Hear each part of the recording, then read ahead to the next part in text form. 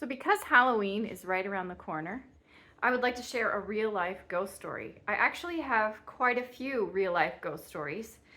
But first I want to talk about all this freaking candy that we're going to be giving our kids.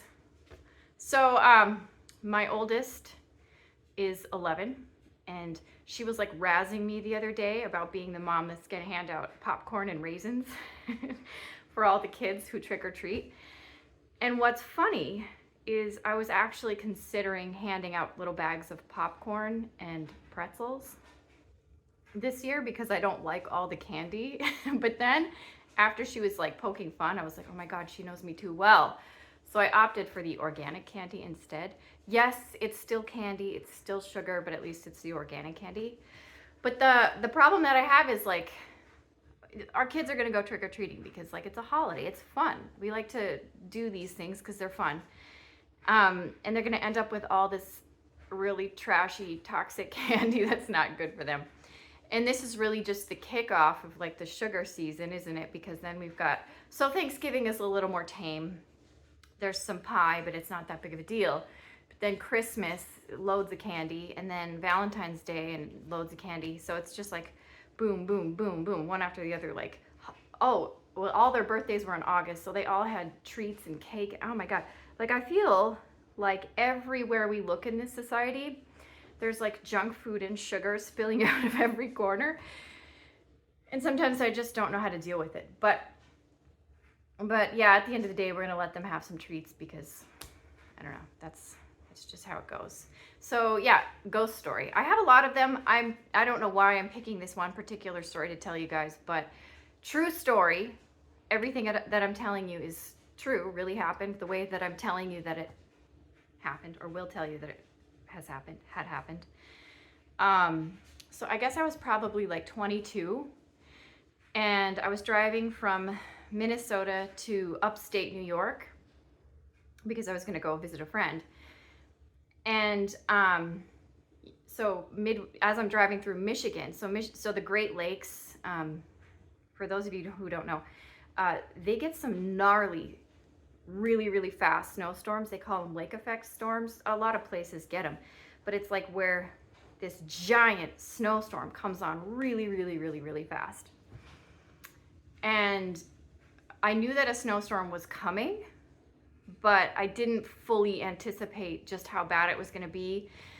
And I maybe thought that I would be able to get through. So I was going through the upper peninsula of Michigan. I believe there's water on both sides. It's a peninsula, of course, but really beautiful, gorgeous, gorgeous part of the United States. So I'm driving through and it's getting dark, of course, because it's a spooky story. Rex, hello. I wish you could see Rex right now. He's so handsome.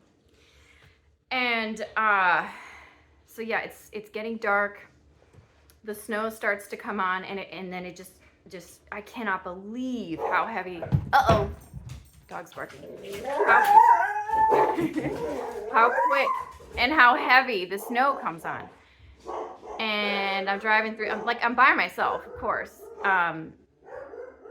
Driving, and it starts piling up on the road.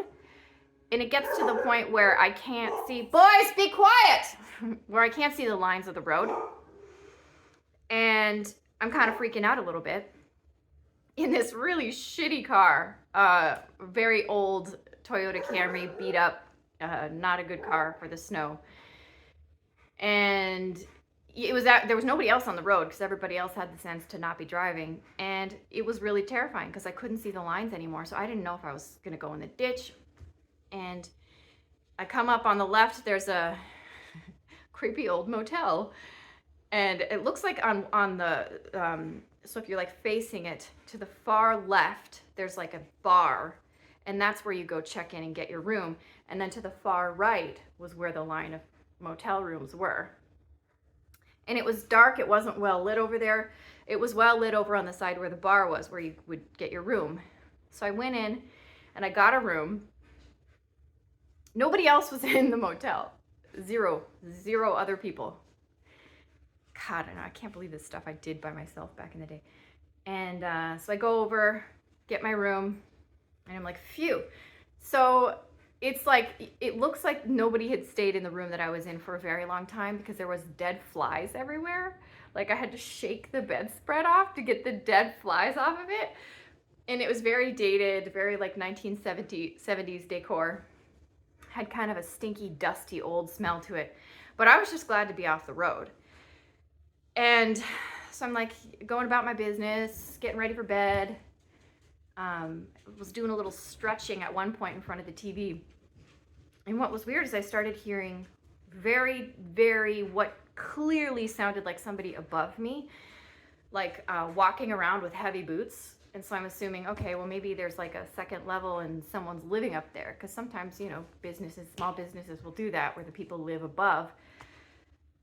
And keep in mind, when I pulled in, nobody else is in the motel, no other cars. And so no lights on in any of the other rooms. And so I'm like going about my business, boom, boom, boom, like somebody with heavy boots walking right above the room. And I was kind of annoyed. I was like, dude, a little respect for your guests, please. And then what was weird was the TV, like it sounded like somebody was using a little, you know, the older TVs, because this was like an older TV back in the day, like if you would plug in like a kitchen mixer or something like that and you would turn it on to use it, it would cause the TV to go bzzz, like the screen. Well, that was what was happening to the screen. There was like what sounded like some sort of handheld electric device being used above, like on and off, and the TV would go. And keep in mind too, there were no like lights lighting up the area when I pulled in. It was the middle of a huge snowstorm at night. So it sounds like somebody's in their little living space above me, messing around with some sort of electric something that's causing the TV to go zzz every time I could hear the sound of the electric thing. And the whole time I never suspected anything creepy because I was just like, it just sounds like somebody's above me going about their business. Oh, here was another thing. So boots walking around and then like had the sound of heavy drawers opening and closing a bunch. And I was like, I actually remember specifically saying out loud to myself, Jesus, is somebody building a freaking rocket up there? Because it was so much busyness and drawers opening and closing and whatever that electric handheld, maybe a drill or a kitchen mixer or something causing the TV to buzz like this. And oh my God. So like this is going on the entire time that I'm in the room. And I go to lay down in this little, after I shake all the flies off the blanket, brush all the flies off the pillow, I go to lay down. And I like heard the freaking doorknob jiggle a little bit. And then I was scared. I was like, what is going on right now? Did anything else happen before I went to bed? So it was mainly, okay, so the boots walking around, somebody above me walking around, drawers opening and closing, and then like electric handheld devices, and then the doorknob jiggling. That was fucked because like I was like, okay, I'm gonna die. I'm gonna freaking die at that point. Somehow managed to go to sleep, woke up in the morning, was like, phew, I lived. And then started packing up my stuff, getting ready to go. And like, guys, I walk out of the motel room and this is where like my heart stopped. And I was like, what the hell happened last night? So I have my bags, I walk out of the room, no other cars still in the parking lot. The snow is fresh and white. Nobody has driven in the snow, very deep. I turn around to look at the motel. There's no second level, you guys. There was nobody above me. There was no way there could have been anybody above me, anybody next to me. What the hell, right? I still get goosebumps when I tell this story. Like, I don't even know how ghosts could be so freaking elaborate, you know, with their hauntings. But I mean, that one is just so weird. Like, I don't have any explanation for it. It was like one of those single level motel units, those strips that you see, no living space above it, snow everywhere. No, I was the only person staying in that motel room. that motel unit, strip, whatever, the whole motel. So there you have it. True spooky ghost story. Since I have a little, I'm going to tell you another one right now. Because like I have a whole bag full of spooky ghost stories. I'm one of those people that these things tend to happen to more than others. I don't know. So this was like 2 years ago or something like that. I know that this house that I'm living in has some little ghosts. I manage it with sage as much as I can, but so it's like my husband was asleep and I was watching TV in our bedroom. The windows were open and it was dark outside. And the cat was sitting, so the bed faces the TV, which there's a window right behind it, the big giant window. And watching TV, the cat's on the bed sitting next to me, the dog's on the floor, laying on the floor next to the bed. So we're all facing the TV, which the window's behind it. The window, so they open on either side, and the window on the right was open.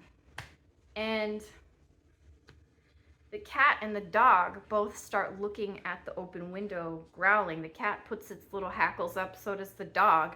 And they're just sitting there, and they're both growling. And I'm like, okay, this is really weird and creepy. So I go up to the window I was actually really creeped out, but to look around and there's nobody out there that I can see. So I close and lock both of the windows, closed the curtains, and went back to watching TV. And then went to bed. And I don't know what time of night this was, but I had been sleeping for a while. And I just kind of like woke up and felt really creeped out and opened my eyes, and coming at me, I swear to God, this is what I saw. Like a shadow of a tall, skinny, what looks like a tall, skinny man coming at me, like lunging at me. And I sat up and I screamed and I turned the light on. And I started crying like a little baby. And I shook my husband and I was like, wake up. And I told him what had happened. And he's like, there. And so he goes back to sleep because these things don't happen to him. And I sat like kind of like shaking for a while, like terrified.